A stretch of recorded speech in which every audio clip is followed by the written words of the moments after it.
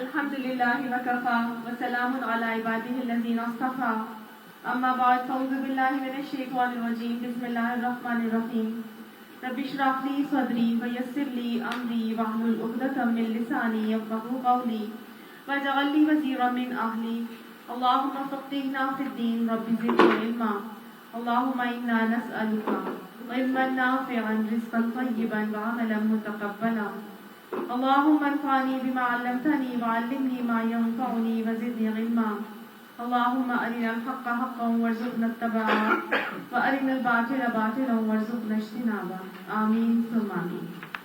سورہ احقاف مکی سورت ہے، اس میں 4 رکوعات اور 35 آیات ہیں۔ اس کا نام احقاف اس حوالے سے ہے کہ اس کی آیت نمبر 21 کے ایک فقرے میں ہے احقاف کی بستی والوں کا ذکر ہے کہ اذ انذر قومہ بالاحقاف، تو اس حوالے سے اس کا نام سورہ احقاف ڈالا گیا۔ اس کا زمانہ نزول 10 ہجری کہا جاتا ہے کہ جب آپ صلی اللہ علیہ وآلہ وسلم طائف کے بعد واپس آ رہے تھے، طائف میں تبلیغ کے لیے گئے، تو وہاں سے جب آپ واپس آ رہے تھے طائف والوں نے آپ کے ساتھ بہت ہی برا سلوک کیا اور آپ کو تبلیغ کی دعوت کی اجازت دینے سے انکار کر دیا، اور نہ صرف انکار کیا بلکہ آپ صلی اللہ علیہ وآلہ وسلم کو بے انتہا مظالم کا شکار بنایا گیا، حتیٰ کہ آپ صلی اللہ علیہ وآلہ وسلم لہو لہان ہو کے وہاں سے نکلتے ہیں۔ اور پھر آپ صلی اللہ علیہ وآلہ وسلم نخلا کے مقام پر ٹھہرے ہیں، تو آپ صلی اللہ علیہ وآلہ وسلم کے پاس اللہ سبحانہ تعالیٰ نے جنوں کی ایک جماعت بھیجی، اور اس کا ذکر پھر اللہ تعالیٰ نے اس سورہ احقاف نازل کر کے کیا اور آپ کو تسلی دلائی۔ تو انشاءاللہ اس کو پڑھتے جائیں گے تو پھر ہم اس واقعے کو پورا ڈسکس کریں گے۔ اللہ سبحانہ تعالیٰ نے سورہ احقاف میں کیا فرمایا؟ بسم اللہ الرحمن الرحیم۔ حامیم، حوامیم جو صورتیں تھی تو پوری کی پوری آج ہماری ختم ہو جائیں گی۔ سورہ حامیم صورتوں کی یہ آخری صورت حامیم کے کلمے سے اللہ سبحانہ تعالیٰ اس صورت کا آغاز کر کے کیا فرما رہے ہیں؟ تنزیل الکتاب من اللہ العزیز الحکیم۔ یہ اللہ سبحانہ تعالیٰ جو زبردست ہے، حکمت والا ہے، اس کی طرف سے یہ کتاب آہستہ آہستہ بتدریج گریجولی نازل کی گئی ہے۔ گویا اللہ سبحانہ تعالیٰ نے پیارے نبی صلی اللہ علیہ وسلم کو تسلی دی اور یہ بتایا کہ یہ کتاب اللہ کی طرف سے نازل ہو رہی ہے، اور اللہ تعالیٰ اس کو گریجولی اور بتدریج نازل کر رہے ہیں۔ ما خلقنا السماوات والارض وما بینہما الا بالحق، اللہ نے آسمانوں اور زمین کو اور ان چیزوں کو جو اس کے درمیان ہیں حق کے علاوہ کسی چیز طرح سے پیدا نہیں کیا، یعنی خاص برحق پیدا بھی کیا تو اجل مسمى اور خاص وقت کے تعین کے ساتھ ان کو پیدا کیا گیا ہے۔ گویا ایک خاص وقت مقرر تک یہ ساری چیزیں بنائی گئی ہیں، جب اجل مسمى جو پوری کی پوری تعین کیا گیا وقت ہے، جب یہ ختم ہو جائے گا تو یہ پورے کا پورے کائنات کا جو نقشہ ہے اس کو الٹ دیا جائے گا۔ تو لہٰذا ایک وقت مقرر تک یہ ساری کی ساری چیزیں چل رہی ہیں، لہٰذا جب اللہ کا اجل کا فیصلہ آ جائے گا تو اس سارے کے سارے زمین اور آسمان کے سلسلے کو، اس سارے کی ساری کائنات کی تمام چیزوں کو جو اس کے درمیان ہے، ان کو کیا کیا جائے گا؟ بالکل ختم کر دیا جائے گا۔ دنیا الٹپ اور ابد اللہ نے نہیں بنائی ہے، یہ کسی مقصد کے تحت بنائی گئی ہے، سب نے اس کے بعد اللہ کے حضور پہنچنا ہے۔ لہٰذا اے مسلمانوں، اے مشرکین مکہ کے لوگوں، اے لوگ قرآن پڑھنے والوں، تم سب سمجھ جاؤ کہ اللہ سبحانہ تعالیٰ کے حضور سب نے حاضر ہونا ہے، تو بعد کے آنے والے دور کی تیاری کر لو۔ یہ دنیا تمہارے لیے اللہ نے اسی لیے بنائی ہے تاکہ تم بعد والے دور کے لیے تیاری کرو۔ والذین کفروا، لیکن جو لوگ اس سے انکار کرتے ہیں، عما انذروا، جس سے وہ ڈرائے جا رہے ہیں، معرضون، وہ اعراض کر لیتے ہیں، وہ اس حقیقت سے منہ موڑ لیتے ہیں۔ ان کو خبردار کیا جاتا ہے لیکن پھر بھی وہ حقیقت سے منہ موڑتے ہیں اور اس دنیا کو اپنی جنت بنانے کی کوشش میں مگن رہتے ہیں۔ قل، اے نبی صلی اللہ علیہ وآلہ وسلم ان سے کہہ دیجئے، ارائیتم، کیا تم دیکھتے ہو، یعنی کبھی تم نے دیکھا آنکھیں کھول کر، ما تدعون من دون اللہ، جن کو تم اللہ کے علاوہ پکارتے ہو، ارونی، مجھے دکھائیں تو صحیح، ماذا خلقوا من الارض، انہوں نے زمین میں کیا پیدا کیا ہے۔ یعنی کہ تم اے نبی صلی اللہ علیہ وسلم ان سے کہہ دیجئے کہ کبھی تم نے آنکھیں کھول کر دیکھا کہ وہ کون سی ہستیاں جنہیں تم اللہ کو چھوڑ کر پکارتے ہو مجھے بتائیں تو صحیح کہ انہوں نے آسمان میں کیا پیدا کیا یا زمین میں کیا پیدا کیا ہے؟ ام لہم شرک فی السماوات، یا اس میں آسمان کی تخلیق میں بھی ان کا کوئی حصہ ہے؟ ایتونی، لے آؤ میرے پاس بھی کتاب من قبلی، اس سے پہلے کہ آئی ہوئی کتاب یا کا کوئی کا حصہ کو میرے پاس لاؤ تو صحیح، ذرا بتاؤ تو صحیح کیا اس طرح ہوا ہے کہ اللہ کے علاوہ جن جن لوگوں کو یہ پکارتے ہیں انہوں نے آسمان یا زمین میں سے کوئی چیز پیدا کی ہے یا کوئی اس کا حصہ بھی ان کے اندر موجود ہے؟ تو گویا بتایا جا رہا ہے کہ اللہ ہونے کی یا کسی کو معبود ماننے کی لازمی صفت یہ ہے کہ الہ کو خالق ہونا چاہیے، خالق ہونا چاہیے، اور خالق ہی کو الہ بنانا ضروری ہے اور اس کو الہ ماننا ضروری ہے۔ یہ بتایا جا رہا ہے کہ تم جن جن کو چھوڑ کے پکارتے ہو اور جن جن چیزوں کو اللہ کے علاوہ تم پوجتے ہو، الہ بناتے ہو، کیا انہوں نے کوئی چیز تخلیق کی ہے؟ خالق کو الہ ماننا کیوں ضروری ہے؟ پہلے بھی ہم نے پڑھا اور ابھی بھی دوبارہ اس کو ریپیٹ کر لیتے ہیں، کیونکہ اصل میں خالق ہی جانتا ہے کہ اس نے اپنی وہ چیز کس طرح بنائی ہے، کیا اس کی بیٹری ہوگی، کیا اس کی انرجی ہوگی، کیا اس کی ضرورت کی چیزیں ہوں گی، کس طرح سے اس کو استعمال کیا جائے گا۔ جیسے کہ ہم دنیا کی کوئی بھی چیز بناتے ہیں، کوئی ایک کمپنی کوئی چیز مینوفیکچر کرتی ہے تو اسی کو معلوم ہوتا ہے کہ یہ کس کو کتنی وولٹیج پر چلانا ہے، اس کو کب کب آئلنگ کرنی ہے، اس میں کون سی چیزیں ڈالی گئی ہیں تو اس کو کس کس طرح سے استعمال کیا جائے گا۔ خالق کو، مینوفیکچرر کو معلوم ہوتا ہے کہ اس کی تخلیق کو کس طرح استعمال کیا جائے گا۔ لہٰذا جو میرا اور آپ کا خالق ہے، ہمارے جسم کا خالق ہے، ہماری روحوں کا خالق ہے، ہمارے نفسوں کا خالق ہے، ہماری دنیا کا خالق ہے، اس کو معلوم ہے کہ ہم کو کس معاملات کو کس طرح لے کر چلنا ہے، کس نظم و ضبط سے اپنی زندگی گزارنی ہے، کس قانون کے تحت ہمیں اپنی زندگیوں کو لے کر چلنا ہے۔ تو لہٰذا ہمارے لیے بھی اللہ تعالیٰ نے پھر سارے کے سارے معاملات کا نظام اور ضابطہ بھیج دیا ہے۔ تو خالق ہی کو پتا ہوتا ہے نا کہ اپنی مخلوق کو کیسے لے کر چلنا ہے۔ اسی لیے اللہ تعالیٰ نے یہ کہا کہ یہ جو پکارتے ہیں انہوں نے کچھ تخلیق کیا ہے یا اس میں کچھ حصہ بھی ان کے پاس ہے۔ ایتونی، لے آؤ میرے پاس بھی کتاب من قبل ھذا، اس سے پہلے آئی بھی کوئی کتاب وہ لے کر آ جاؤ، یعنی کسی کتاب میں اس قسم کی کوئی بات آئی ہے۔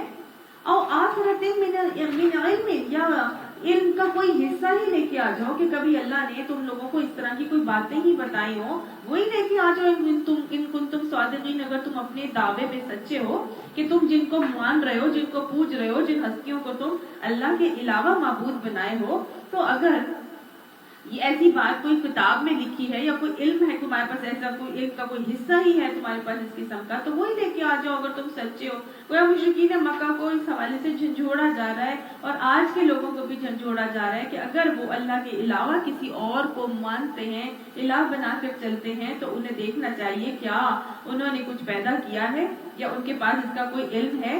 آخر ومن اضل ممن يدعو من دون اللہ، اور اس شخص سے زیادہ گمراہ اور بہکا ہوا اور کون ہو سکتا ہے جو اللہ کے علاوہ دوسروں کو پکارتا ہے۔ یعنی کس کو پکارتا ہے؟ من لا يستجیب له الى یوم القیامۃ، یعنی ان لوگوں کو پکارتا ہے، ان چیزوں کو پکارتا ہے جو قیامت تک انہیں جواب نہیں دے سکتے۔ وهم عن دعائهم غافلون، بلکہ وہ تو ان کی دعاؤں سے بھی غافل ہیں کہ ان کو یہ پتہ ہی نہیں ہے کہ ان کو کون پکار رہا ہے۔ تو گویا الہ ہونے کی دوسری صفت اللہ تعالیٰ نے یہ بتائی کہ الہ وہ ہوگا جو دعاؤں کو سنے بھی اور دعاؤں کو پھر جواب بھی دے۔ اللہ تعالیٰ فرماتا ہے نا کہ ادعونی استجب لکم، مجھے پکارو میں تمہاری پکار کا جواب دوں گا۔ تو گویا آج ہم یہ دیکھیں کہ جن جن کو پکارا جاتا ہے کیا وہ ہماری پکاروں کا جواب دے سکتے ہیں؟ سورج، چاند، ستارے، دیوی دیوتا، درخت، سانپ اور مختلف قسم کی قبروں کو پوجا جاتا ہے، فرشتوں کو اللہ کی بیٹیاں بنا کے پوجا جاتا ہے، اولیاء کو پوجا جاتا ہے، پیروں کی قبروں پہ جایا جاتا ہے، کیا کیا کیا جاتا ہے۔ تو اللہ تعالیٰ فرما رہے ہیں کہ جن جن کو تم پکارتے ہو کیا وہ تمہاری پکاروں کو سن رہے ہوتے ہیں؟ کیا تمہاری دعاؤں کو سنتے ہیں یا تمہاری دعاؤں کا جواب تمہیں دے سکتے ہیں؟ نہیں، بلکہ وہ تو اس سے بھی غافل ہے کہ تم ان سے کوئی مانگ کیا رہے ہو۔ تو وہ الہ ہونے کی اللہ نے دوسری صفت یہ بتائی ہے۔ پہلی صفت تو خالق ہونا ضروری ہے، دوسری صفت کیا ہے کہ اس کو معلوم ہو کہ اس کو کوئی پکار رہا ہے، اور پکارنے کے بعد نہ صرف وہ پکار کو سن رہا ہے بلکہ کیا کرتا ہے؟ جواب بھی دیتا ہے، کیونکہ دوسری ہستیاں ہرگز بھی جواب نہیں دے سکتی. اللہ ہی ہے جو اپنے بندے کو سنتا بھی ہے اور ہر وقت سنتا ہے، ہر وقت موجود ہوتا ہے. رب کی اس حی قیوم صفت سے حضرت ابراہیم علیہ السلام نے شرک سے بھرے ہوئے معاشرے میں کیوں پہچان لیا تھا اللہ کو؟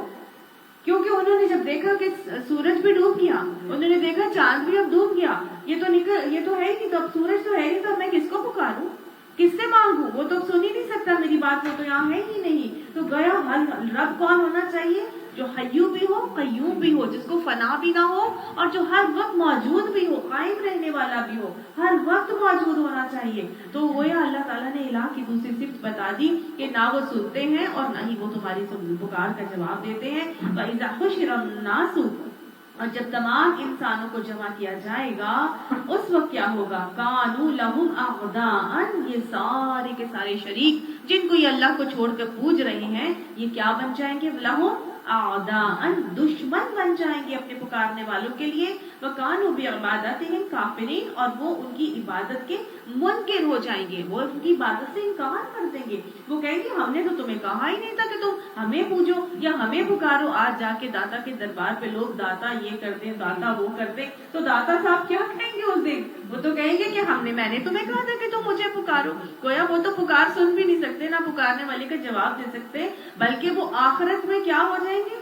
اپنے پکارنے والوں کے دشمن ہو جائیں گے اور کہیں گے ہم نے تو تمہیں نہیں کہا تھا کہ تم ہماری عبادت کرو، ہم نے تو تمہیں نہیں کہا تھا کہ تم آ کے ہمارے مزاروں پر نظر نیازیں اور چڑھاوے اور نذرانے پیش کرو، ہم نے تو تمہیں نہیں کہا تھا. تو گویا وہ سب کے سب عبادت کے منکر ہو جائیں گے.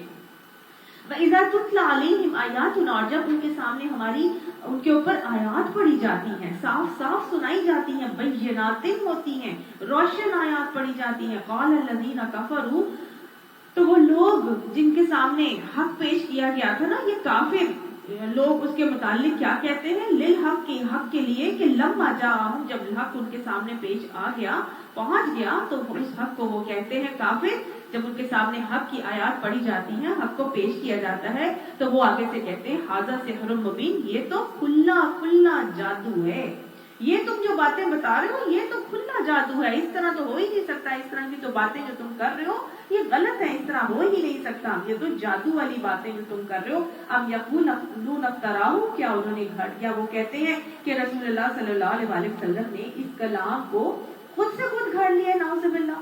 یعنی کہ لوگ اسی طرح کی باتیں کرتے ہیں اور کہتے ہیں یہ تو ان کی اپنی اختراعات ہیں، یہ تو خود اپنی طرف سے باتیں کر رہے ہیں، اس قسم کی باتیں ہرگز بھی نہیں ہیں. تو مشرکین مکہ رسول اللہ صلی اللہ علیہ وسلم کے لیے بھی اسی قسم کی باتیں کرتے تھے اور کہتے تھے کہ اس رسول نے اس کلام کو خود گھڑ لیا، ایسی کوئی بھی بات نہیں ہے. کیونکہ وہ بت پرستی سے ہٹنا نہیں چاہتے تھے، انہوں نے اپنے دل کی تسلیاں انہی بتوں میں رکھ لی ہوئی تھی، تو لہٰذا وہ کہتے تھے کہ یہ رسول جو یہ باتیں کرتا ہے یہ تو کچھ وہ جادوئی باتیں ہیں، اور یہ تو اس نے یہ خود گھڑ لیا.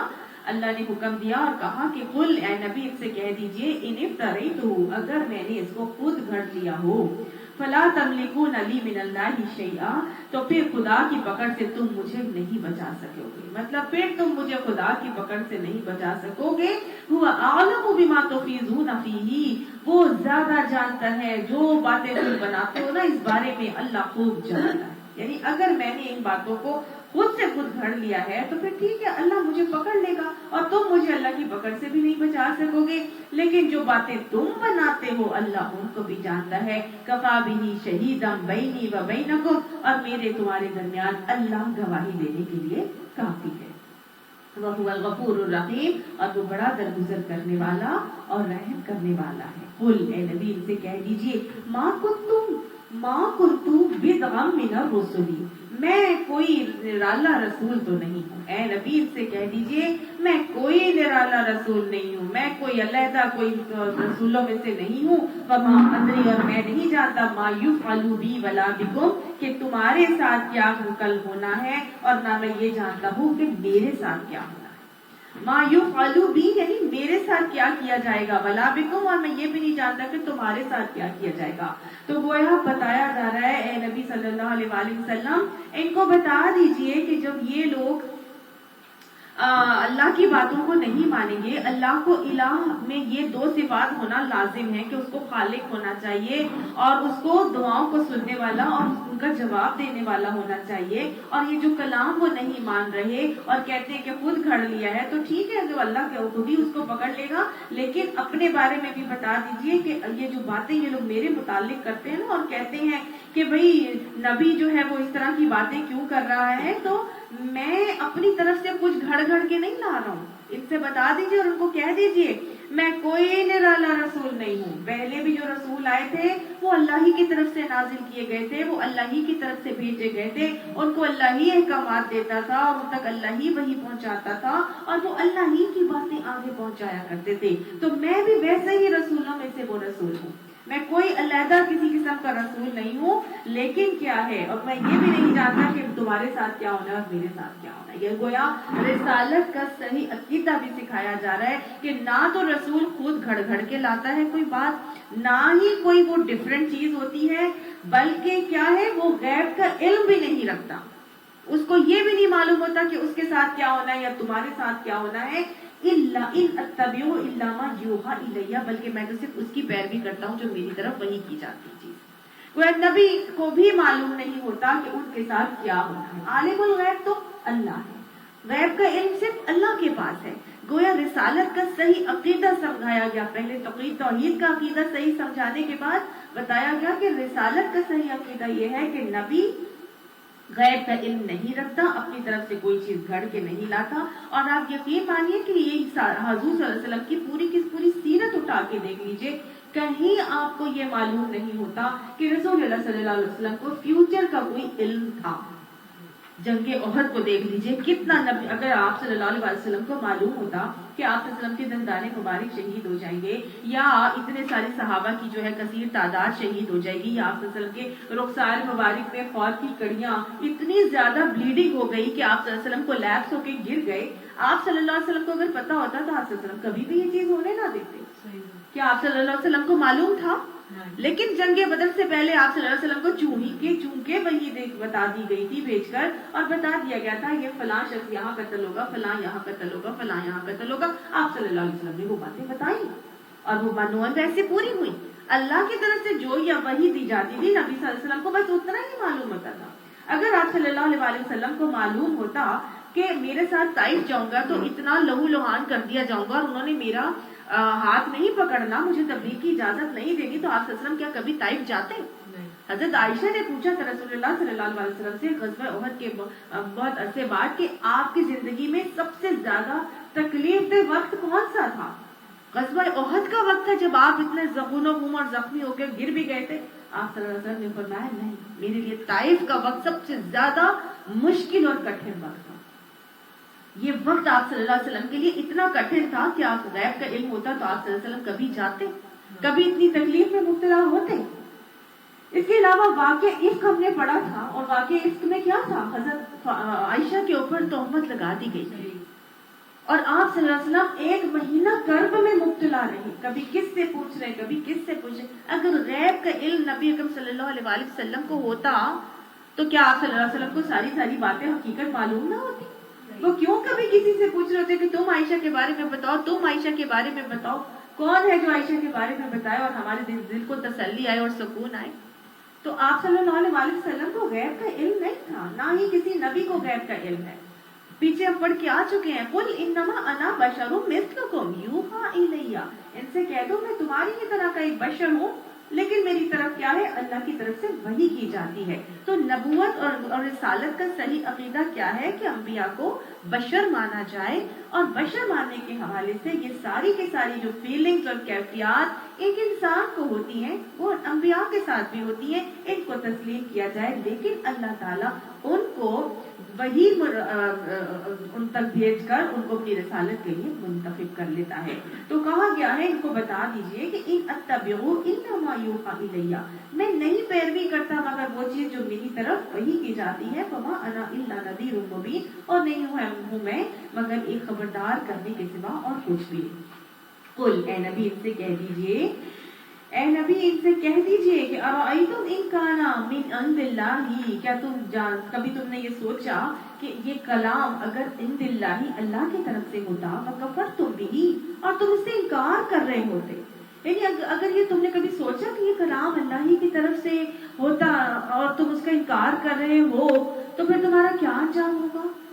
اور آپ دیکھیے کئی دفعہ ایسے ہی ہوتا ہے کہ تفسیر پر لوگ بحث کرتے ہیں اور کہتے ہیں کہ یہ تو ان کی اپنی پریڈکشن ہے اور ان کی اپنی وہ ہے کیا کہتے ہیں اسے ان کی اپنی کانسیپشن ہے کہ یہ جو ہے اس طرح سے سوچ کے ہمیں اس طرح سے بتا رہے ہیں، ایسی کوئی بات نہیں ہے، دین میں ایسا نہیں ہے اور عمل کرنے سے رکے رہتے ہیں۔ تو کئی دفعہ ایسے ہوتا ہے لوگ یہی سوچ کے نا ایتھیسٹ بھی ہو جاتے ہیں، بہری ہو جاتے ہیں اور کہتے ہیں کہ ہمیں کیا پتا یہ چیز ہونی ہے کہ نہیں، پتہ نہیں قیامت آئے گی بھی کہ نہیں، پتہ نہیں ایسے ہونا ہے کہ نہیں ہونا۔ اور یوزلی ایتھیسٹ ہو کر نا وہ جب دین میں عمل کرنے والوں اور اللہ کی اطاعت کرنے والوں کو دیکھتے ہیں تو باقاعدہ مذاق اڑاتے ہیں اور وہ یہ کہتے ہیں کہ تمہارا دماغ خراب ہو گیا، اتنی سخت ٹھنڈ میں تم اب نکل کے جا رہی ہو اور قرآن کلاس اٹینڈ کرنے کے لیے جا رہی ہو، تمہارا دماغ خراب ہے، اتنی ٹھنڈ میں جا رہی ہو اور وضو کرتی ہو اور بار بار اتارتی ہو اور وضو کرتی ہو اور ہر دفعہ وضو کر کے اپنے آپ کو ٹھنڈ میں مبتلا کرتی ہو، پانی گرم آ رہا ہو یا ٹھنڈا آ رہا ہو تمہیں اس کا فرق پتہ ہی نہیں، تم نے تو بس وضو کرنا ہے اور نماز ضرور پڑھنی ہے، تمہارا دماغ ٹھیک ہے؟ مطلب اور سب گرمی میں بھی جو ہے وہ کہتے ہیں کہ کیا ضرورت پڑی اتنی سخت روزے کی۔ اگر یہ جو سب تم لوگ کر رہے ہو، سپوز اگر قیامت ہی نہ آئی اور یہ سب کچھ جب ہوا، یہ معاملہ ہوا اور اگر ہم اللہ کے حضور پیش بھی ہوئے اور وہاں جا کے تمہیں یہ پتا چلا کہ یہ جو تم سب کچھ کرتے رہے، اتنی مشقتیں جو تم نے دنیا میں اٹھائی ہیں تو بیکار تھی، یہ تو اٹھانے کی کوئی ضرورت ہی نہیں تھی، اللہ نے تمہارا سب کو معاف ہی کر دیا، یہ تو تمہیں اٹھانا ہی نہیں چاہیے تھا، تو پھر کیا ہوگا؟ ہے نا؟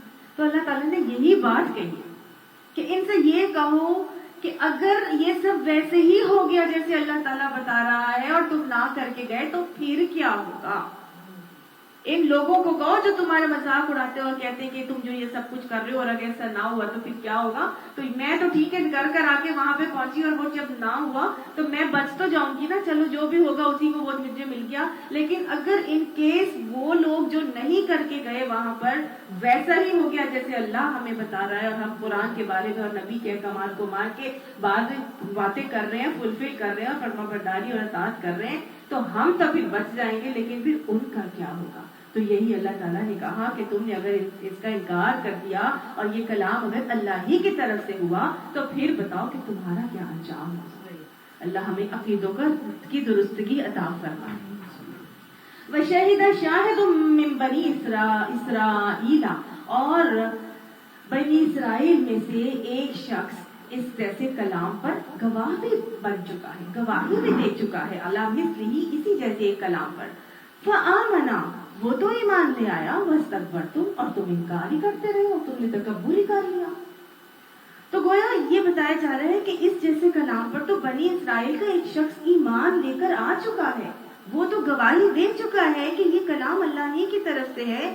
بنی اسرائیل کا کون سا شخص تھا جو اللہ کے کلام پر مان گیا تھا، ایمان لے آیا تھا، اس نے گواہی دے دی تھی؟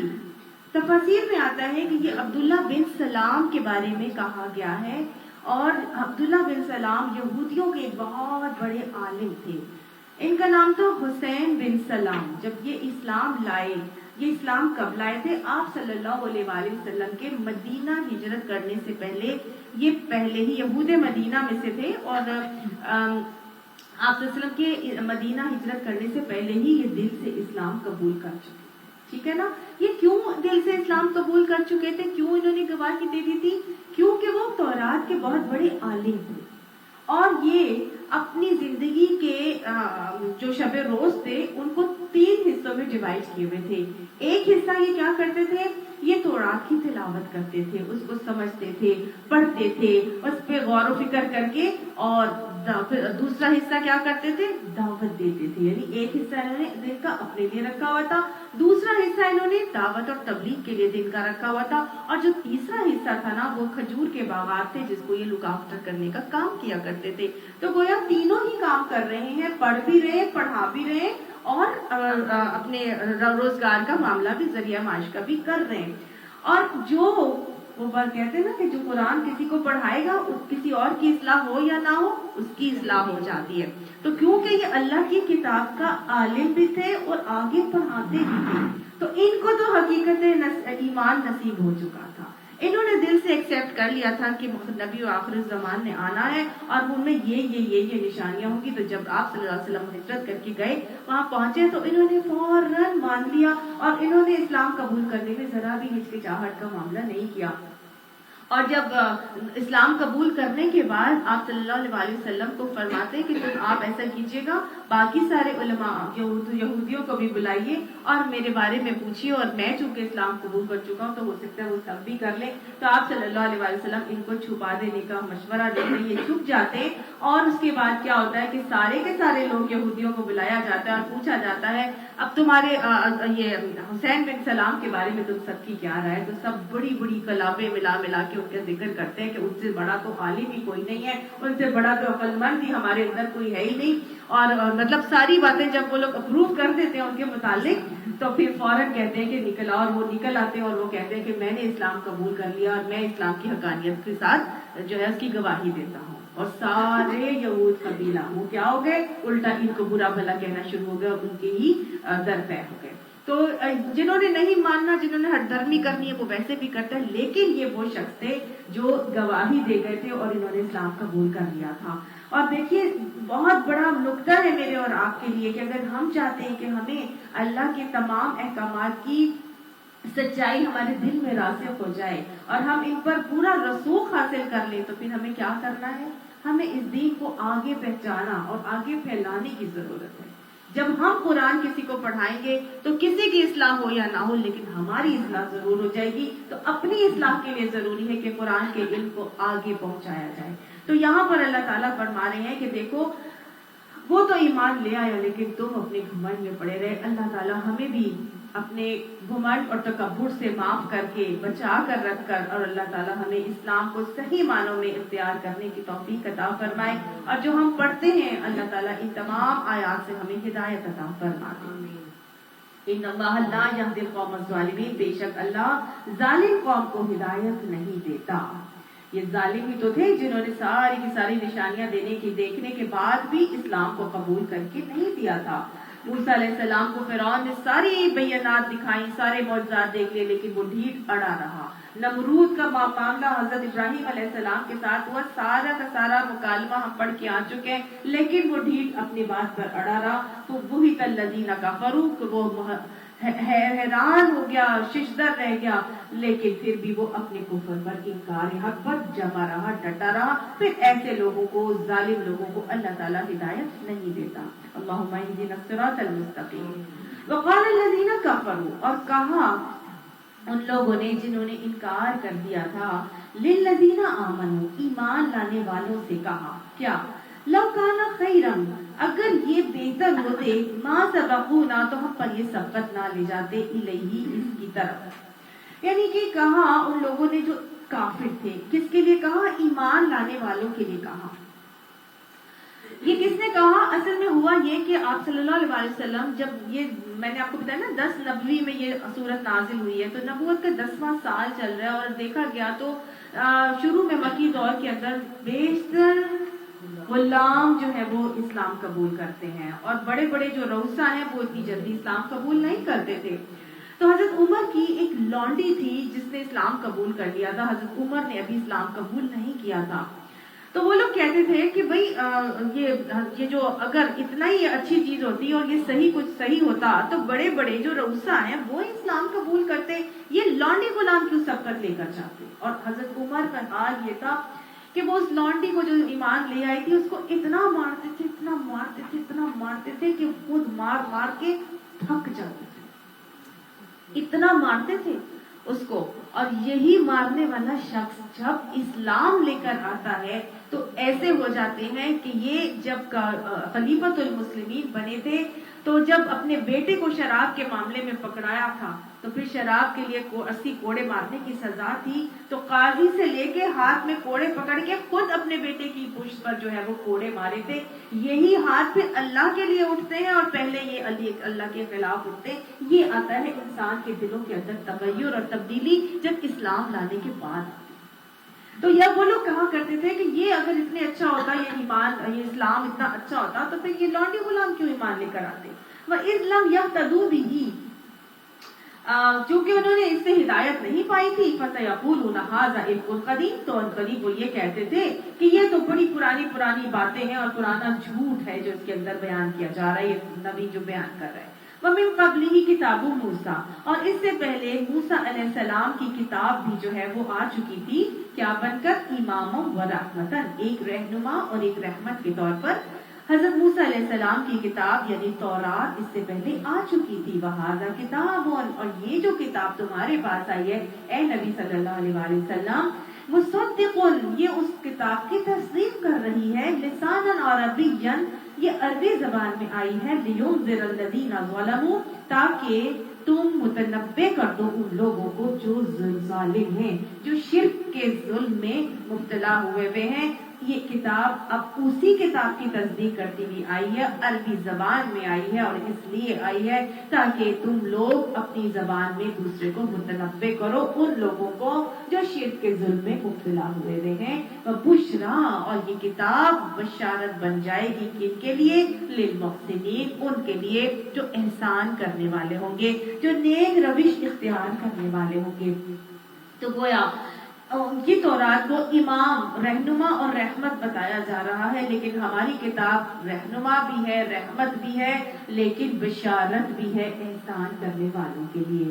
تو قرآن میں بشارت اور خوشخبری کس کے لیے آ رہی ہے؟ محسنین کے لیے، للمحسنین۔ محسن کون ہوتے ہیں؟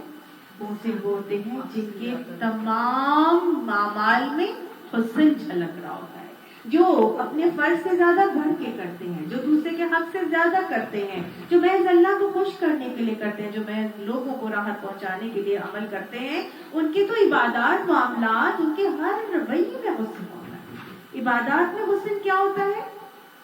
آپ صلی اللہ علیہ وآلہ وسلم کو جبرائیل علیہ السلام نے سکھایا تھا نا، عبادات میں حسن کیا ہے؟ ان تعبد اللہ کأنک تراہ، کہ تو اللہ کی عبادت ایسے کرے کہ جیسے تو اسے دیکھ رہا ہے۔ وَإِن لَمْ تَكُنْ تَرَاهُ فَإِنَّهُ يَرَاكَ، اگر تو اس کو نہیں دیکھ رہا پر وہ تو تجھے دیکھ ہی رہا ہے۔ تو عبادات میں مومنوں کے حسن ہوتا ہے۔ یہ وہ لوگ ہوتے ہیں، بشارت ان کے لیے آتی ہے جن کے ہر رویے سے حسن چھلکتا ہے۔ عبادات میں ان کے حسن ہوتا ہے، ایسے عبادات کرتے ہیں کہ اللہ انہیں دیکھ رہا ہے۔ ان کے صدقات میں حسن ہوتا ہے۔ کیا ہوتا ہے صدقات میں احسان؟ حسن کا رویہ چھپا کر دیتے ہیں، ایک ہاتھ سے دیتے ہیں، دوسرے کو معلوم ہی نہیں ہوتا۔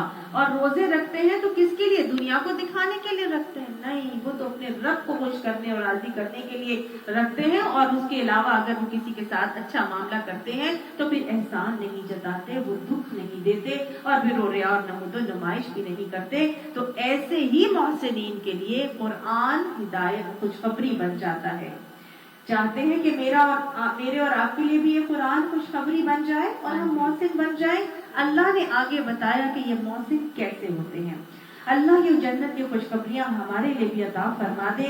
اللہ فرما رہے ہیں یہ محسن کیسے ہوتے ہیں؟ ان الذین قالوا، یہ وہ لوگ ہوتے ہیں کہ جب کہتے ہیں ربنا اللہ، کہ ہمارا رب اللہ ہے، اللہ کو اپنا رب مان لیتے ہیں۔ کیسے مانتے ہیں؟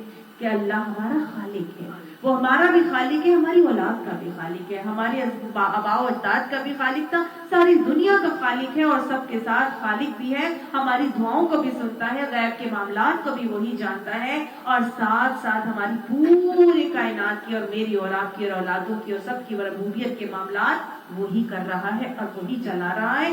وہ ہماری سنتا ہے، ہم مانگتے ہیں تو وہ ہماری مشکلوں کو بھی دیکھتا ہے، حکیم بھی ہے، الودود بھی ہے، الخبیر بھی ہے اور علیم بھی ہے۔ وہ جانتے ہیں کہ وہ اللہ 70 ماؤں سے زیادہ پیار کرنے والا ہے۔ جب وہ اللہ کو مان لیتے ہیں، قالوا ربنا اللہ، وہ کہہ لیتے ہیں کہ رب ہمارا اللہ ہے۔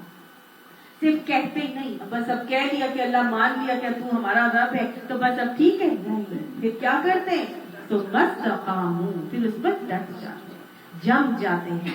جب یہ لوگ ایسا معاملہ کرتے ہیں، جو ہم پیچھے بھی پڑھ کر آئے تھے سورہ حامیم سجدہ کے اندر پڑھا تھا، ان الذین قالوا ربنا اللہ ثم استقاموا کوئی بھی مشکل آتی ہے، پریشانی آتی ہے، کوئی گھبراہٹ ہوتی ہے، کوئی بے چینی ہوتی ہے، ظاہر ہے دین کے راستے پر چلنے لگے ہیں تو مشکلاتیں تو آئیں گی، مشکلات تو آئیں گی، آزمائش تو شرط ہے، ہر طرح سے آزمایا جائے گا، معاشی بھی آئے گی، ساتھ والوں کی بھی آئیں گی، لوگ استہزاء بھی کریں گے، تذہیب کا معاملہ ہوگا، لوگ معاشرے میں نکو بھی بنائیں گے، آپ کا مذاق اڑایا جائے گا، اور بھاری سے بھاری ہو سکتا ہے کہ آپ کو نقصان ہو جائے، کوئی مالی نقصان ہو جائے، کوئی معاشی نقصان ہو جائے، اس کے علاوہ کوئی سوشل کرائسس آ سکتے ہیں، کوئی ساتھی چھوڑ کے جا سکتے ہیں، کوئی سہیلیاں چھوڑ سکتی ہیں، کوئی اولاد نہ آپ کے ساتھ ناراض ہو سکتی ہے کہ یہ کیا آپ ایسی ہو گئی اور آپ نے یہ کیا معاملہ کر لیا، ہو سکتا ہے کہ آپ کی اولاد آپ کے ساتھ چھوڑ جائے، آپ کے شوہر کی طرف سے آ جائے، والدین نکال دیں گھر سے، کچھ بھی ہو سکتا ہے نا۔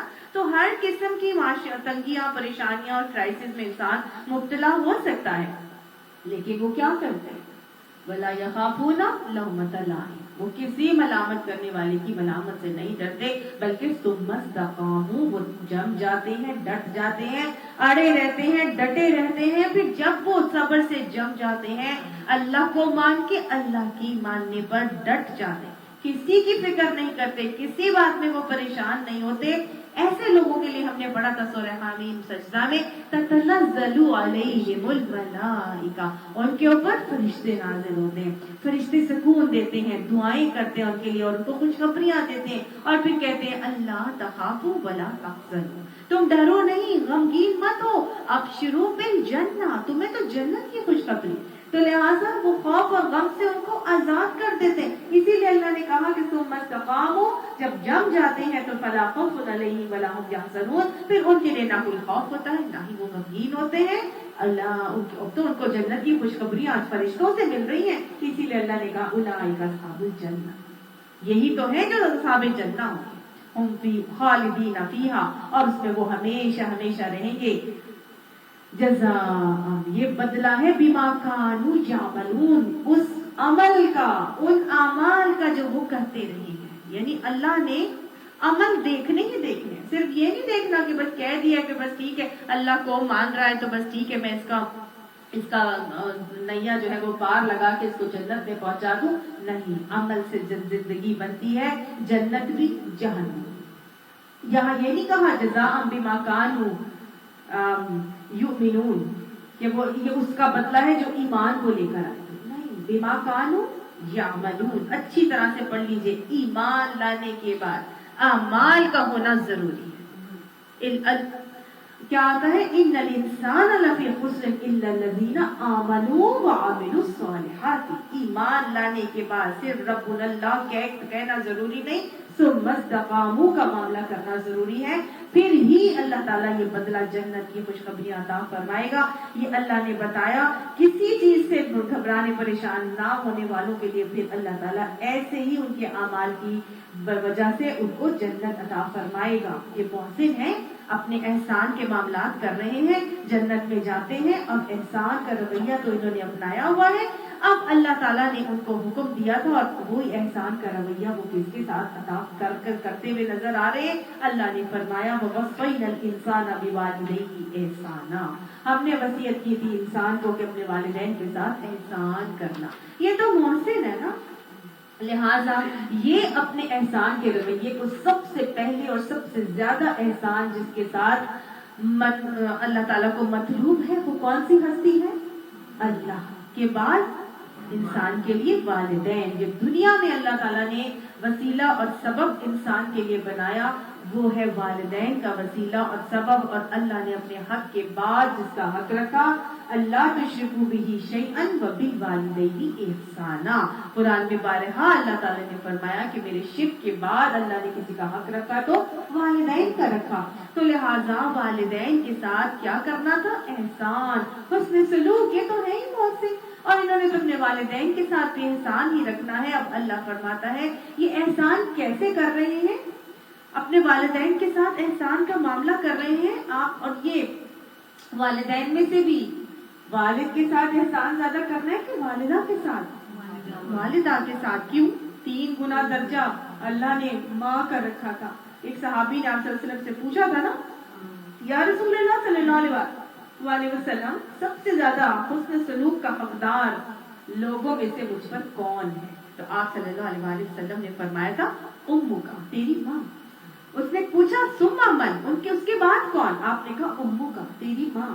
اس نے کہا سما من، ان کے بعد کون؟ آپ نے فرمایا امو کا، تیری ماں، 3 مرتبہ۔ پھر اس نے کہا سما من، اس کے بعد کون ہے؟ آپ نے فرمایا ابی کا، تیرا باپ۔ یعنی 3 درجے ماں کے زیادہ حق، اپنے حق کے بعد والدہ کا حق اور پھر والد کا حق، لیکن احسان ہی کر کے چلنا ہے۔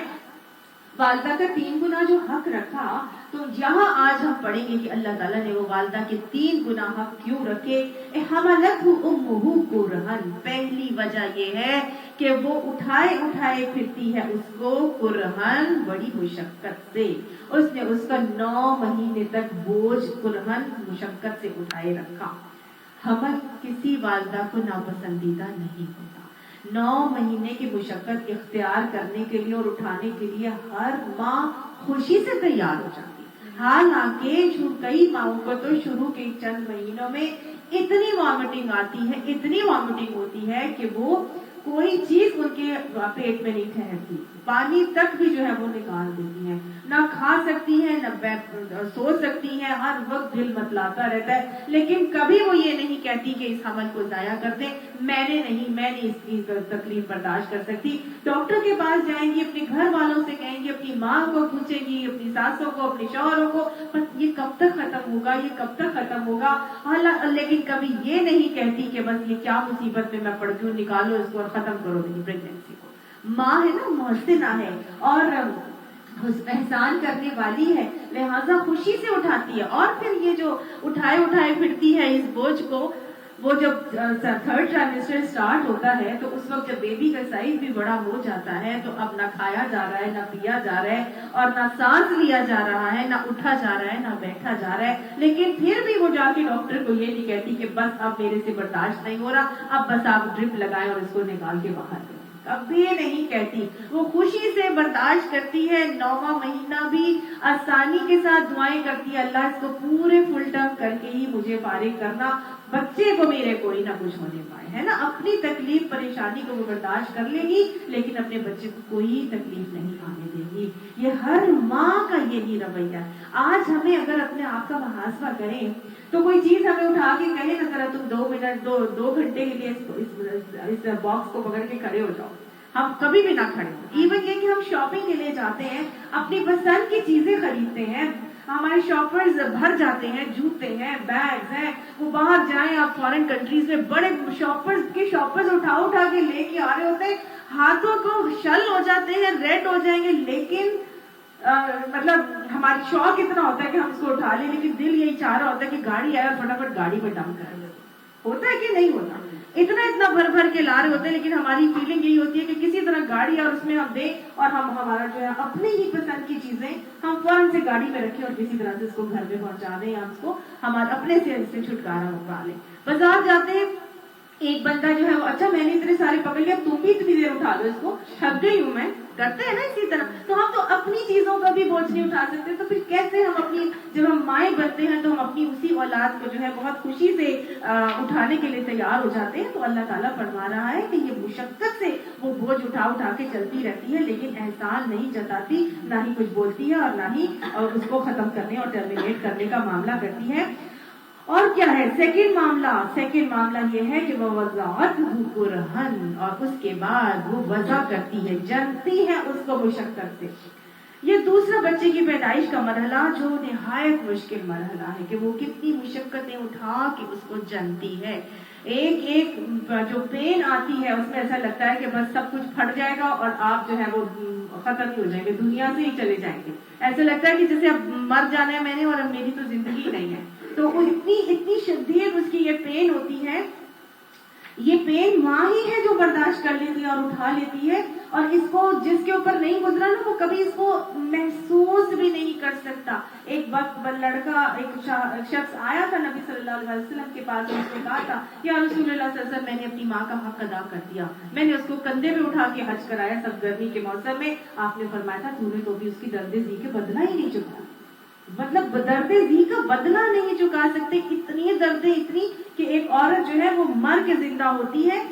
یہ حال ہوتا ہے ماں کا کہ وہ پوری کی پوری پریگنینسی میں ماں اتنی خوشی سے یہ سارا کچھ کرتی ہے. اللہ کے جو آخری ٹائم ہوتا ہے اس کا لاسٹ ٹرائمسٹر، جو کھاتی ہے وہ خود کو نہیں لگتا، وہ بچے کو لگ جاتا ہے. ہڈیاں کھوکھلی ہو جاتی ہیں.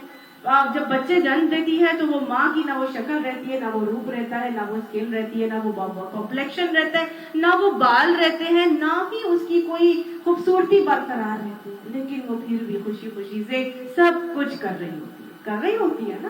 وہ پھر بھی ہر چیز کرنے کے لیے تیار ہوتی ہے. اور باقاعدہ جس کی 3 بچیاں ہو گئی، اب وہ کہتی ہے کوئی بات نہیں، میں ایک اور ٹرائی کر لوں کہ میرا شاید کوئی بیٹا ہو جائے. وہ ہر چیز کرنے کے لیے تیار ہو جاتی ہے. اللہ نے فرمایا یہ تکلیف دہ معاملہ بھی وہ آسانی سے اور خوشی سے کرتی ہے. 7 بچے، 8 بچے، 9 بچے، 12 بچے. پہلے تو کتنی بچے مائیں پال لیتی تھی، لیکن آج یہ حال ہو گیا ہے کہ ایک ماں اتنے بچے پال لیتی تھی اور آج ایک بچہ ایک ماں کو نہیں پال سکتا. 7-8 بچے مل کے ایک ماں کو نہیں پال سکتے. 5 بچے مل کے ایک ماں کو نہیں پال سکتے، ہے کہ نہیں؟ اصل بات یہ کہ ہم نے اپنا رتبہ خود ہی گرا دیا. آج وہ پین لیس ڈیلیوریز آ گئی ہیں، آج وہ بہت ساری چیزیں آ گئی ہیں. مائیں اس طرح سے اس چیز کو فیل ہی نہیں کرتی. جو 3 وجوہات یہاں پہ ماں کے درجے کے لیے بتا دی گئی. تیسرا درجہ کیا ہے؟ وَحَمَلُهُ وَفِصَالُهُ 30 شَهْرًا، اور وہ حمل اس کا اور دودھ چھڑانا اس کا کتنا؟ 30 شهرًا، 30 مہینے کا. تیسری چیز کیا ہے؟ اس کو دودھ پلانا، اس کو دودھ پلانے کا معاملہ کرنا. اور یہ حمل اور دودھ کا پلانا، یہ پورے کا پورا کتنا بن گیا؟ 30 مہینے. 30 مہینے تک 30 شهرًا ماں پوری کی پوری باؤنڈ ہے، آکیوپائڈ ہے، پوری پریگنینسی میں بھی، اور پھر جب تک کہ وہ فیڈ کرا رہی ہے اپنے بچے کو. 2 سال کامل دودھ پلائیں. والوالدات یرضعن اولادهن حولین کاملین. ساری کی ساری مائیں 2 سال تک اپنے بچوں کو کامل 2 سال تک دودھ پلائیں گی. اللہ نے کہا کہ حمل اور دودھ چھڑانا یعنی دودھ پلانا اس کا کتنا ہوا؟ 30 مہینے. دودھ پلانے کے 2 سال 24 مہینے بنتے ہیں. اور 24 کے بعد حمل کے مہینے کتنے ہوتے ہیں؟ 9 مہینے. 24 کے بعد 9 کو ملائیں گے تو کتنا بنتا ہے؟ 33 بنتا ہے. 24 کے بعد 9 کو ملائیں تو 33 بنتا ہے. اللہ نے کہا 30 مہینے. تو پھر یہ کیا ہے؟ یہ وہ ہے کہ کم سے کم پریگنینسی کی ڈیوریشن اسلام کے اندر 6 منتھس بتائی گئی ہے. پہلے 28 ویکس پر جب بیبی ڈیلیور ہوتا تھا تو اس کو ڈیلیوری کہتے تھے 28 ویکس اور 28 ویکس کے بعد. اور اس سے پہلے اگر کوئی بچہ پیدا ہوتا تھا تو اس کو ابارشن کہا جاتا تھا یا مس کیریج میں لے کے آتے تھے اس بچے کو. لیکن اب جو ہے میڈیکل سائنس بھی اس بات کو مان گئی ہے کہ 22 ویکس کا بچہ اگر پیدا ہوتا ہے تو اس کو مس کیریج نہیں کہا جاتا بلکہ اس کو بھی ڈیلیوری میں ہی شامل کیا جاتا ہے. سمجھ میں آ گئی؟ اور یہ اللہ نے ہمیں قرآن میں بتا دیا ہے کہ 6 مہینے کا بچہ جو ہے وہ پیدا ہو جائے گا تو وہ سروائیو کر جائے گا. ابھی تک یہ معاملہ تو 9 مہینے کا ہی سب کو پتا تھا. تو آپ صلی اللہ علیہ وسلم کے بعد حضرت عثمان غنی کا دور آیا اور اس میں حضرت عثمان کے دور میں ایک قبیلہ جو ہے نا کہ ایک خاتون تھی، اس کی شادی ہوئی اور اس نے شادی کے 6 مہینے کے بعد ایک بچے کو پیدا کر دیا. تو سب بہت حیران ہوئے کہ سب نے اس کے اوپر زنا کا الزام لگا دیا کہ یہ تو پہلے سے ہی پریگننٹ آئی تھی، تو 6 مہینے کے بعد ہی بچہ ڈیلیور کر دیا، ایسا بھلا کیسے ہو سکتا ہے؟ تو معاملہ لے کے حضرت عثمان کے پاس گئے تو انہوں نے بھی زنا کا الزام اس کے اوپر کر کے اور اس کا فیصلہ کر دیا. حضرت علی کو جب پتا چلا کہ انہوں نے ایسا معاملہ کیا، فوراً دوڑے بھاگے اور جا کے حضرت عثمان کو کہا یہ آپ نے کیا کر دیا؟ انہوں نے کہا میں نے تو صحیح فیصلہ کیا. اور حساب کتاب لگا کے جو بتایا تو آگے سے کہنے لگے کہ ایسی بات نہیں ہے. دیکھیں ترتیب سے پھر انہوں نے پڑھی. انہوں نے کہا دیکھیں اللہ تعالیٰ نے سورہ بقرہ میں ارشاد کیا کہ مائیں اپنے بچے کو پورے 2 سال دودھ پلائیں، اور اس کے بعد سورہ لقمان میں فرمایا کہ 2 سال اس کا دودھ چھڑانے میں لگ گئے. 2 سال یعنی کہ دودھ پلائے گی وہ. سورہ احقاف میں اللہ تعالیٰ نے فرمایا کہ اس کے حمل اور اس کا دودھ چھڑانے میں 30 مہینے لگے.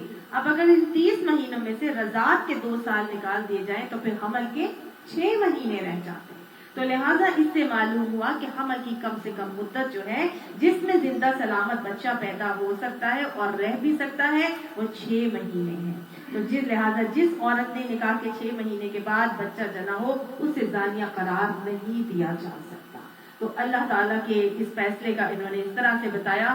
بہرحال علی علم کا دروازہ ہے اور ان کے پاس بہت زیادہ علم تھا قرآن پاک کا اور بڑا زبردست انہوں نے یہ فیصلہ کیا. اور آج میڈیکل سائنس بھی اس بات کو مان گئی ہے کہ 6 مہینے کا بچہ اگر پیدا ہوتا ہے تو وہ سروائیو کر سکتا ہے اگر اس کو اچھی طرح سے سپورٹ دی جائے, انکیوبیٹر کیئر وغیرہ میں رکھا جائے, اس کا بیبی کا ویٹ اگر ٹھیک ہو تو ہی اور شی کین سروائیو ایزیلی. تو اب یہاں پر یہ میں نے آپ کو ایک علمی نقطہ تھا جو فقہ کے حوالے سے جو میں نے آپ کو یہاں پہ کلیئر کیا ہے. اب عورت کے جو سارا معاملہ ہے, ماں کا جو حق بتایا جا رہا ہے وہ کیا ہے کہ وہ حمل اور دودھ چھڑانے میں اس کو کتنا لگ گیا, 30 مہینے لگ گئے. تو جب یہ سارے کا سارا معاملہ ہوتا ہے, ماں کے 3 درجے جو یہاں پہ زیادہ رکھے گئے تھے یہ ان وجوہات کی وجہ سے تھے. اللہ نے انسان کو وصیت کی اور اس کو یہ تاکید کی کہ کیا کرے, اپنے والدین کے ساتھ احسان کر کے چلے. اب وہ والدین کے ساتھ احسان اور حسن سلوک کا معاملہ کر کے چل رہا ہے, اپنی ماں کے پورے حقوق کو جانتا ہے اور پہچانتا ہے اور اس کو معلوم ہے کہ 3 گنا درجہ ماں کا ہے اور اللہ نے باپ کا درجہ بھی کم نہیں رکھا. حدیث میں آپ صلی اللہ علیہ وسلم نے فرما دیا رضا اللہ فی رضا الوالد, کہ اللہ کی رضا باپ کی رضا میں ہے, وسخط اللہ فی سخط الوالد, اور باپ اللہ کی غضب, اللہ کی سختی, اللہ کی ناراضگی باپ کی ناراضگی میں. گویا دونوں ہی کا درجہ, دونوں ہی کا رتبہ جو ہے وہ بلند ہے. اب یہ تو ماں باپ کو پہچان گیا ہے, نہ ماں باپ کے رتبے کو جانتا ہے. یہ شخص کون ہے جو اللہ کے باتوں کو مان کے اپنے والدین کے ساتھ احسان کر رہا ہے, یہ محسن ہے. یہ جب حتی اذا بلغ اشدہ, جب وہ پہنچ گیا اپنی پوری جوانی کے اوپر, وہ بلغ 40 سنۃ, اور 40 سال کا ہو گیا. اپنی پوری جوانی کو انسان پہنچتا ہے کب, جب وہ 40 سال کا ہوتا ہے. ہمارے اردو میں اگر ہم دیکھیں یا کسی بھی لینگویج میں دیکھا جائے یا کسی بھی معاشرے میں دیکھا جائے تو 3 ہی دور آتے ہیں, بچپن, جوانی اور بڑھاپا. ایسا ہی ہے نا, بچپن, جوانی اور بڑھاپا. لیکن عربوں کے اندر بچپن, جوانی اور پھر کہولت اور پھر بڑھاپا آتا ہے. وہ کہولت کے ٹائم بھی لاتے ہیں, اور ہم وہ کہولت کون سے ٹائم کو وہ لوگ کہتے ہیں جب ہم 40 ایئر سے آپ کہتے ہیں 38 لیٹ 30 سے لے کے 60 سال, یہ وہ ٹائم ہے جب کوئی بھی اپنے آپ کو بوڑھا نہیں کہتا. آج جو ہر دوسرا بندہ مڈل ایج, جو ہر دوسرا بندہ جو ہے وہ 40 سال پہ پہنچ کے کوئی بھی اپنے آپ کو بوڑھا نہیں کہتا. میرا نہیں خیال, ہم کبھی بھی نہیں کہہ سکتے. نہ یہ ہم اپنے آپ کو جوان کہہ سکتے ہیں جو 40 سال کے ہو سکتے. کہہ سکتے ہیں آپ لوگ اپنے آپ کو جوان ہیں؟ نہیں کہیں گے نا. اب ہم کون سے ٹائم پر ہیں, نہ ہم بچے ہیں, نہ ہم جوان رہے, نہ ہم ابھی بڑھاپے میں داخل ہوئے. ہاں جی 60 سال کے ہوں گے پھر ہم اپنے آپ کو شاید بوڑھا کہہ لیں, ابھی تو ہم بوڑھے نہیں ہیں. تو پھر ہم کیا ہیں, کہولت کی عمر میں ہیں. یہ وہ ٹائم ہے جب انسان کیا ہوتا ہے, اللہ تعالیٰ فرماتا ہے بلغ اشدہ, اپنی پوری جوانی پر پہنچ گیا, اپنی پوری طاقت کو پہنچ گیا. یہ وہ وقت ہوتا ہے جب انسان سب سے زیادہ اپنے اندر اپنی صلاحیتیں اس کے اندر ہوتی ہیں. اللہ تعالیٰ نے اس وقت پوری کی پوری صلاحیتوں کو عروج پہ رکھا ہوتا ہے. اس کے پاس علم کا بھی عروج ہوتا ہے, اور اس کے پاس مالی طور پر بھی وہ مستحکم ہو جاتا ہے, بڑا فائنینشلی بھی اب اسٹیبل ہو گیا ہے. اس کے علاوہ زندگی کا تجربہ اس کے پاس آ چکا ہے اور وہ بہت زیادہ اونچ نیچ دیکھ چکا ہے. لہذا اعصابی طور پر بھی وہ کیا ہو جاتا ہے, بڑا مضبوط ہو جاتا ہے. تجربہ اس کو بہت کچھ سکھا دیتا ہے. یہ وہ ٹائم ہوتا ہے جب دیکھیں اب وہ جذباتی نہیں رہا, تجربے نے اس کو اتنا سکھا دیا اور وہ ہمبل ہو گیا ہے اور وہ ٹیم ہو گیا ہے. اب اس کے اندر ٹھہراؤ آ گیا ہے اور ہر چیز کا فیصلہ بڑے سوچ سمجھ کے اور سوچ بچار کے ساتھ کرتا ہے. اب یہ وہ ٹائم ہے جب سب سے زیادہ قوتیں, صلاحیتیں, طاقتیں ہیں, ہر چیز کو دوسری نگاہ سے دیکھتا ہے. یہ وہ ٹائم ہے جب اللہ تعالیٰ نے انبیاء کو نبوت عطا کرا. میجورٹی انبیاء کو اللہ تعالیٰ نے 40 سال کی عمر میں نبوت عطا کی تھی. صرف حضرت یوسف علیہ السلام کا آتا ہے کہ ان کو تھوڑا پہلے جب وہ قید خانے میں تھے 30s میں ان کو نبوت مل گئی تھی, اور حضرت عیسیٰ علیہ السلام کو بالکل چھوٹی سی عمر میں. لیکن میجورٹی انبیاء کو اللہ تعالیٰ نے نبوت اسی ٹائم پر عطا کی تھی. اب یہ بندہ 40 کی عمر میں، اب یہ بندہ جو اپنے والدین کو پہچان گیا ہے، ان کے ساتھ احسان کر رہا ہے، ساری زندگی میں اب ٹھہراؤ آ چکا ہے، اونچ نیچ دیکھ کر علمی طور پر بھی آگے پہنچ چکا ہے، معاشی طور پر بھی مستحکم ہو چکا ہے، اپنے والدین کو بھی ان کے احسانات کو مانتا ہے، ہر چیز عیاں ہے اس کے سامنے. اب یہ کر کیا رہا ہے؟ یہ محسن ہے نا، یہ کیا کر رہا ہے؟ یہ دعا مانگ رہا ہے. یہ کیا دعا مانگتا ہے؟ یہ پہچان جاتا ہے نا، یہ اللہ کو بھی پہچان جاتا ہے، اپنے والدین اور محسن کو بھی پہچان جاتے ہیں، زندگی کا مقصد سمجھ آ جاتا ہے، اور یہ پتہ چل جاتا ہے میں آج جو ہوں وہ میں اپنی بلبوتے پر نہیں ہوں، یہ کہ کس کی بدولت پہنچا ہوں؟ اپنے رب کی بدولت پہنچا ہوں اور اپنے والدین کی بدولت پہنچا ہوں. اسی لیے اللہ تعالیٰ اس کے پاس طرف رجوع کر کے پھر وہ کہتا ہے، اپنی پہچان جاتا ہے اپنی ساری باتوں کو، کہتا ہے قال رب اوزعنی، اے میرے رب مجھے توفیق دے دے، اے میرے رب مجھے قابو میں رکھ، کیا ان اشکر نعمتک، کہ میں تیری نعمتوں کا شکر ادا کروں. اب کیا کرتا ہے؟ وہ شکر کی طرف آ جاتا ہے، وہ اللہ کی طرف رجوع کر کے اللہ کا شکر گزار بنتا ہے. اس کو سب کچھ نظر آ رہا ہے کہ آج وما توفیق الا باللہ، میں کچھ نہیں کر سکتا تھا، اللہ تو مجھے توفیق دے کہ میں تیرا شکر ادا کروں، تیری نعمتوں کا شکر ادا کروں. اس کو ساری نعمتیں نظر آ رہی ہیں نا، اس کے پاس علم ہے، اس کے پاس صلاحیتیں ہیں، اس کے پاس مال ہے، اس کے پاس والدین ہے، اس کے پاس اولاد ہے، اس کے پاس اب شوہر یا ازواج ہے، اس کے پاس آزادی ہے، اس کے بعد وہ مسلمان ہے. اب وہ کیا کر رہا ہے؟ اب وہ شکر ادا کر رہا ہے، اللہ کی طرف پلٹ رہا ہے اور اللہ کا شکر گزار بندہ بن رہا ہے. یاد رکھیے گا، شکر اعمال صالحہ کی سیڑھیوں کا پہلا زینہ ہے. جو بندہ اللہ کا شکر گزار نہیں ہے وہ آگے نہیں بڑھ سکتا. لہذا وہ کیا کر رہا ہے؟ الحمدللہ کا کلمہ ہمیں یہی تو سکھاتا ہے، تکبر کی نفی سکھاتا ہے، اعتراف نعمت کا کلمہ ہے، اللہ کی طرف شکر کا کلمہ ہے. اور انسان اللہ کا شکر گزار بندہ بنتا ہے تو ہی اعمال صالحہ ممکن ہوتے ہیں. ہمارے قرآن کا آغاز الحمدللہ سے، ہماری نماز کا آغاز الحمدللہ سے، ہماری ساری معاملات کا آغاز الحمدللہ سے، گھر آنے کا ابتدا، خطبہ نکاح کا آغاز الحمدللہ سے ہوتا ہے. بھائی ہر چیز کا آغاز الحمدللہ سے. میرا کوئی کمال نہیں، اللہ کا کمال ہے. تو وہ کیا کہتا ہے؟ اللہ تو مجھے شکر ادا کرنے کی توفیق دے. کس چیز کا شکر؟ نعمتک کا، تو نے جو مجھ پر نعمتیں دی ان کا شکر. کون کون سی نعمتیں عطا فرمائی؟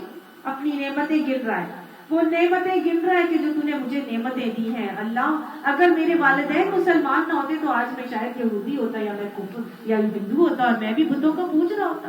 اگر میرے والدین جو ہیں وہ شرک اور بدعتوں میں مبتلا ہوتے تو آج میں بھی شرک اور بدعتیں کر رہا ہوتا.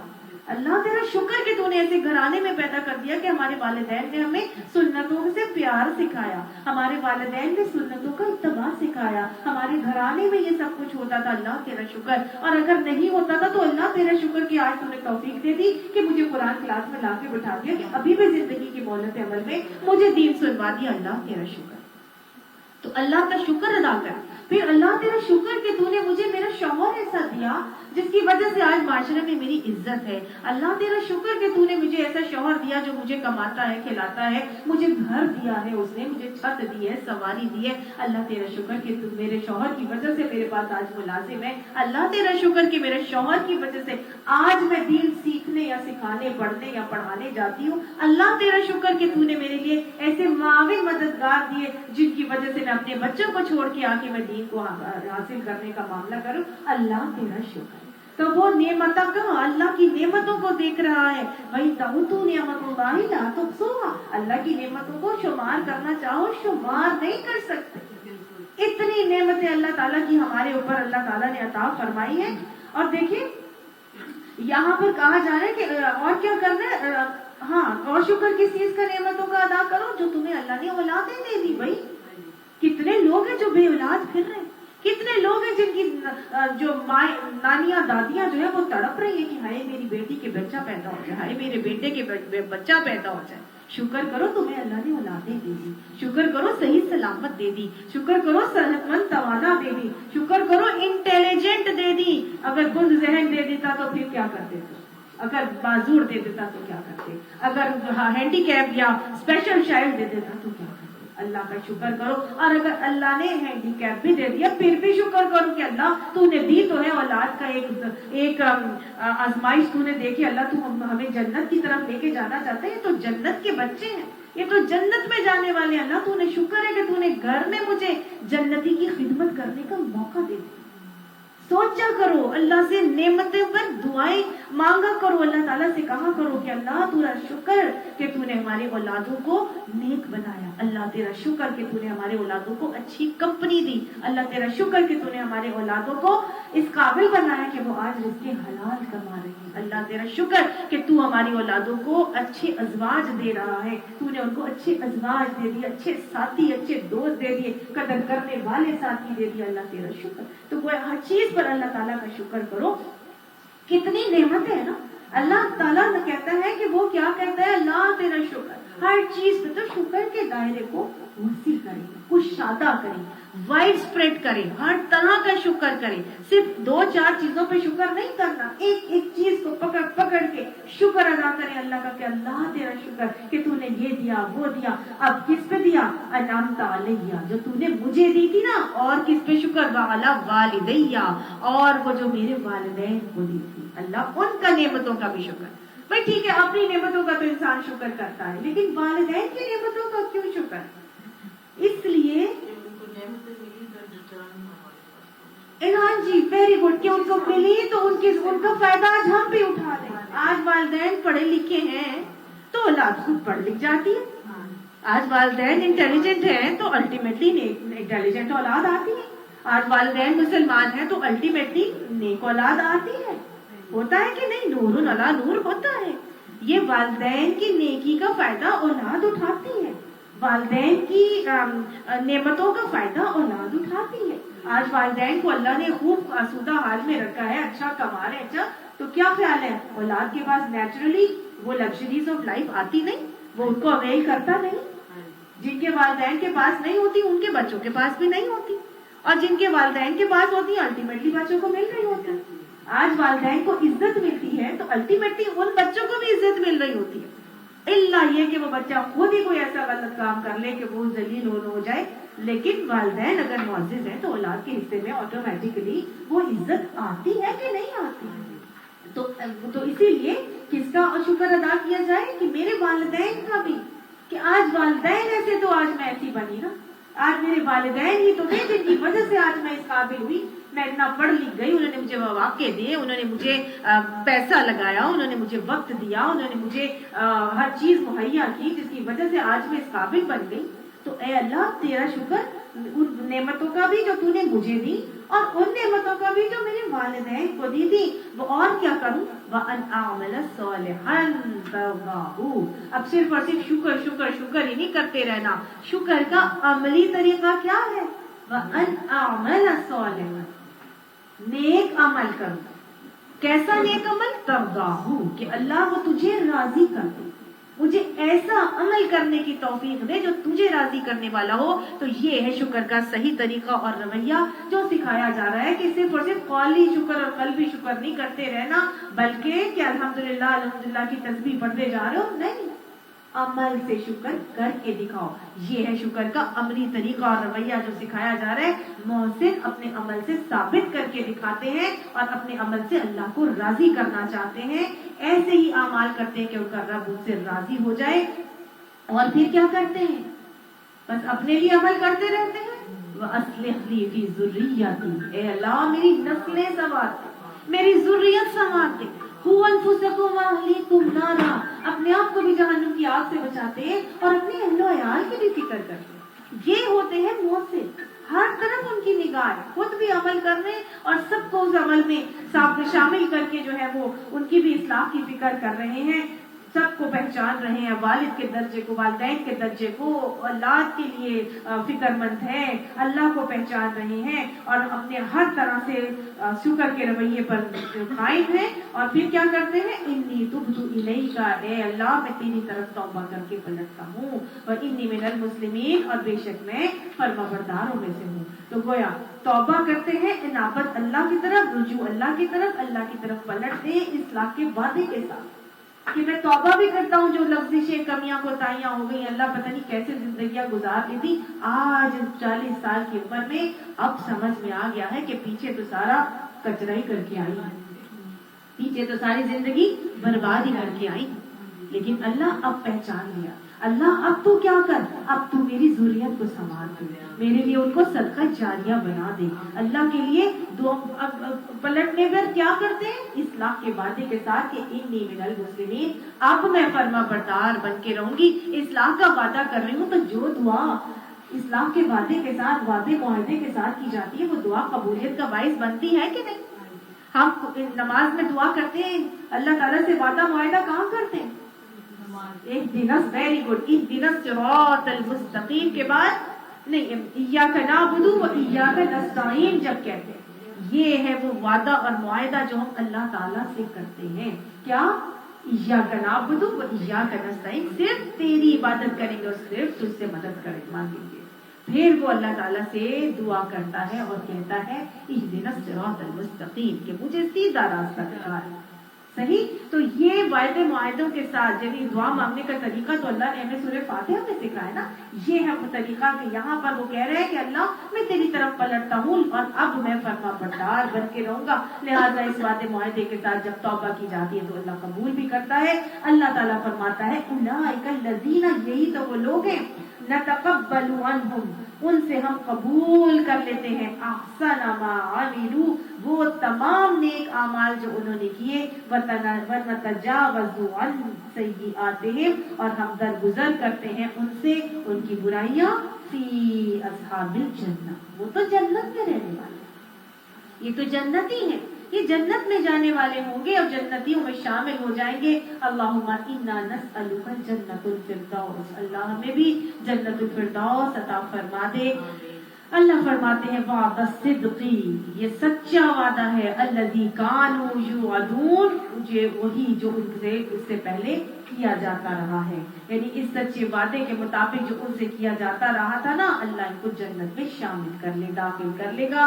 والذی قال، اور اس کے برعکس ایک اور شخص ہے، وہ کیسا ہے؟ وہ کہتا ہے لوالدیہ، اپنے والدین سے کیا کہتا ہے؟ وہ جو پیچھے ہم نے پڑھا تھا، وہ تو اپنے والدین کی نعمتوں کا بھی معترف تھا، ان کے لیے بھی دعائیں کر رہا تھا، اپنے لیے بھی دعائیں کر رہا تھا، اللہ کا شکر ادا کر رہا ہے، لیکن اس کے برعکس ایک اور شخص بھی ہے، وہ اپنے والدین کو کہتا ہے اف لکما، اف ہے تمہارے سے، تنگ کر دیا تم نے، اف لکما، اف تنگ کر دیا تم نے، اللہ نے تو کہا تھا فلا تقل لہما اف، اپنے والدین میں سے کسی ایک کو یا بوڑھے دو کو جب وہ بوڑھے ہو کر تمہارے پاس رہیں تو ان کو اف نہ کرنا۔ تو کیا خیال ہے کہ کیسی اولاد ہے؟ فرما بردار اولاد ہے؟ یہ محسن اولاد ہے؟ نہیں، یہ تو نافرمان اولاد ہے، یہ تو دنیا دار اولاد ہے، اس نے اپنے والدین کو بھی نہیں پہچانا، اپنے رب کو بھی نہیں پہچانا، اس نے اپنی زندگی میں آنے کا مقصد صرف کھا لو پی لو موج اڑا لو اور 4 دن کی زندگی ہے، بس یہیں پر رہنا ہے، بعد میں کچھ نہیں ہونا۔ اس نے تو یہ معاملہ کر کے دنیا کا بچہ بن کے رہ رہا تھا، دنیا کا بندہ بن کے اپنے والدین کو کہتا ہے تم نے تو مجھے تنگ کر دیا، اف اتعیدانی، کیا تم مجھے خوف دلاتے ہو، ان اخرج، یہ کہ میں نے جو ہے وہ نکالا جانا ہے، یعنی قبروں میں سے دوبارہ نکالے جائیں گے، تو مجھے اس چیز کا خوف دلاتے ہو۔ وقد خلت القرون من قبلی، اور اس سے پہلے بہت سی بستیاں جو ہیں گزر چکی ہیں، وہما، یعنی کہ وہ کہتا ہے کہ تم کہتے ہو کہ میں مرنے کے بعد دوبارہ قبر سے نکالا جاؤں گا، حالانکہ اس سے پہلے بڑی بستیاں اور نسلیں گزر چکی ہیں، ان میں سے تو کوئی نہیں اٹھ کر آیا، ان کا تو ایسا کوئی معاملہ نہیں ہوا، یہ تو ایتھیسٹ ہو گیا نا، یہ تو اللہ کوئی نہیں مان رہا، یہ تو قیامت کوئی نہیں مان رہا، تو یہ اپنے والدین کا شکر گزار کیسے ہوگا؟ اگر آپ چاہتے ہیں نا کہ آپ کی اولاد آپ کی فرما بردار ہو جائے تو پھر اس کو اللہ کی فرما بردار بنانا ضروری ہے، اس کی عقائد کو راسخ کرنا ضروری ہے۔ اس اولاد کے عقائد راسخ نہیں ہوئے تھے، یہ اللہ کا فرما بردار نہیں تھا، یہ عقیدہ آخرت اس کے اندر راسخ نہیں تھا، تو یہ تو اپنے والدین کے ساتھ بھی بدتمیزی اور نافرمانی کے معاملات کرتا رہا. والدین کیا کر رہے ہیں؟ وَهُمَا، اور وہ دونوں یستغیثان اللہ، وہ اللہ کی دہائی دے کر کہتے ہیں ویلکا آمنا، ویل ہے تجھے، تباہی ہلاکت بربادی ہو تیرے لیے، ایمان لے کے آ جا. وہ کہتے ہیں کہ ارے بدنصیب مان جا مان جا، ان وعد اللہ حق، بے شک اللہ کا وعدہ سچا ہے. والدین کو اللہ کی پہچان ہے، لیکن وہ خود ہی اپنی تسبیحات پھیرتے رہے، انہوں نے اپنی اولاد کے اللہ کا بندہ بنانے کی فکر ہی نہیں کی. وہ ٹیوشن کے پھیرے لگاتے رہے، ٹیوشن سینٹر گھر، ٹیوشن سینٹر گھر. وہ بوریوں کی بوریاں نوٹوں کی اسکولوں میں فیسیں جمع کراتے رہے کہ بس اور اسٹریٹ ایز آ جائیں اور اسٹریٹ ایز آ جائیں. نمازوں کی طرف تو انہوں نے اپنے بچوں کو لگایا ہی نہیں، قرآن تو کبھی انہوں نے سنایا ہی نہیں، طریقے زندگی کے جو اللہ نے سکھائے وہ تو انہیں بتائے ہی نہیں. انہوں نے تو اس کی دینی تعلیم اور تربیت کا کوئی خیال ہی نہیں کیا. اب وہ کہہ رہے ہیں اللہ کی دہائی دے دے کر کہ ارے بدنصیب مان جا، اللہ کا وعدہ سچا ہے، نماز پڑھ لے، روزے رکھ لے، اللہ کا وعدہ سچا ہے، پردہ کر لے، اللہ نے کہا ہے ایسے بے حیاؤں کی طرح مت نکل. لیکن نہیں، فیقول، وہ کہتا ہے ما ھذا الا اساطیر الاولین، یہ تو صرف اور صرف پرانے وقتوں کی فرسودہ کہانیاں ہیں، ایسا کوئی نہیں ہونا، ایسا کوئی نہیں ہونا. یہ کس کا بیٹا کہتا ہے؟ کس کے بچے آج کی اولاد کی عکاسی کر رہے ہیں اللہ تعالیٰ. یہ آج کی اولادیں ایسے ہی ہیں. مائیں کہتی ہیں، والدین کہتے ہیں امی کیا آپ پھر لے کے بیٹھ گئے، آپ کو تو بس ایک ہی بات آتی ہے کہ ایسے کرنا ہے ایسے کرنا ہے. ابو بس ابو کو تو پتہ ہی کچھ نہیں ہے، چھوڑے نا، آج کل ایسے نہیں ہوتا، آج کل یہ نہیں ہو سکتا، اب وہ نہیں ہے، اب اس طرح نہیں. تو گویا یہ سب انہی کی عکاسی ہے جو اللہ تعالیٰ کر رہے ہیں کہ وہ کہتے ہیں یہ تو پرانے وقتوں کی فرسودہ کہانیاں ہیں. اولئک الذین، یہ وہ لوگ ہیں جن کے اوپر کیا ہونا ہے، حق علیہم القول، ان کے اوپر عذاب کا فیصلہ حق ہو کر رہے گا. فی امم، ان کے گروہ کے اوپر. قد خلت من قبلہم من الجن والانس، یقیناً اس سے پہلے جن اور انسانوں کے جو ٹولے اسی قماش کے ہو کر گزرے نا، یہ بھی انہی میں شامل ہو کر رہے ہیں. اللہم لا تجعلنا منہم، اللہ ہماری اولادوں کو اپنا فرما بردار بنا دے، اللہ ہمیں اپنے والدین اور اپنا فرما بردار بنا دے. انہم کانوا خاسرین، بے شک وہ خسارہ پانے والوں میں ہوں گے. اللہم لا تجعلنا منہم، اللہ ہمیں اپنے اولادوں کو دین کے راستے پر لگانے میں کی توفیق عطا فرما. اللہ سبحانہ تعالیٰ ان کو خوشی کے ساتھ، دل کی ثبات اور دل جمعی کے ساتھ رضیت باللہ ربا وبالاسلام دینا وبمحمد رسول النبی کہنے کی توفیق عطا فرما. اللہ وہ اپنے دل کی خوشی کے ساتھ دین کے احکامات کو قبول کرنے والے بن جائیں. اللہ انہیں اپنا فرما بردار بنا کے ہمارا بھی فرما بردار بنا دے اور انہیں خسارہ پانے والوں میں ہونے سے محفوظ فرما دے. وَلِكُلِّ دَرَجَاتٌ مِّمَّا عَمِلُوا، اور ہر ایک کے لیے درجے ہیں اس کے عمل کے لحاظ سے، ہر ایک کے لحاظ سے. پڑھتے رہیں جو ہم پڑھ رہے ہیں، زلزلے کی فکر نہیں کریں. وَلِكُلِّ دَرَجَاتٌ مِّمَّا عَمِلُوا، اور ہر ایک کے لیے درجے ہیں وہ جو عمل انہوں نے کیے ہوں گے. تو گویا ہر ایک کو اس کے عمل کے مطابق ملے گا. کسی ماں کی نیکی اس کی بیٹی کے کام نہیں آنے والی، کسی باپ کی نیکی اس کے بیٹے کے کام نہیں آنے والی. ہر ایک کے لیے اپنے اپنے درجے ہیں. نہ کوئی باپ کسی بچے کے لیے کچھ کر سکے گا، نہ کوئی ماں اپنے بچے کے لیے کچھ کر سکے گی. اور وہ جو عمل ہے وہی انہی کی وجہ سے ان کے درجے ہوں گے. وَلِيُوَفِّيَهُمْ أَعْمَالَهُمْ، اور تاکہ وہ پورا دے دے ان کو ان کے اعمال. وَهُمْ لَا يُظْلَمُونَ، اور وہ ظلم نہیں کیے جائیں گے، ان پر ہرگز بھی ظلم نہیں کیا جائے. آپ صلی اللہ علیہ وسلم نے اسی لیے فرما دیا تھا نا، آپ فرماتے تھے عائشہ فاطمہ میرے جسم کا ٹکڑا ہے، فاطمہ تو بضعۃ منی، وہ میرے جسم کا ٹکڑا ہے. لیکن اس جسم کے ٹکڑے کے لیے بھی آپ صلی اللہ علیہ وسلم فرماتے تھے کہ فاطمہ اے صفیہ، اپنے آپ کو جہنم کی آگ سے بچا لو، اس دن میں بھی تمہیں جہنم کی آگ سے بچانے کے لیے کچھ نہیں کر سکوں گا. تو کوئی کچھ نہیں کر سکے گا، ہر ایک کا عمل اس کے کام آنے والا ہے. اللہ اس دن ہمارے اعمال کو بڑھا چڑھا کر قبول فرما لے گا.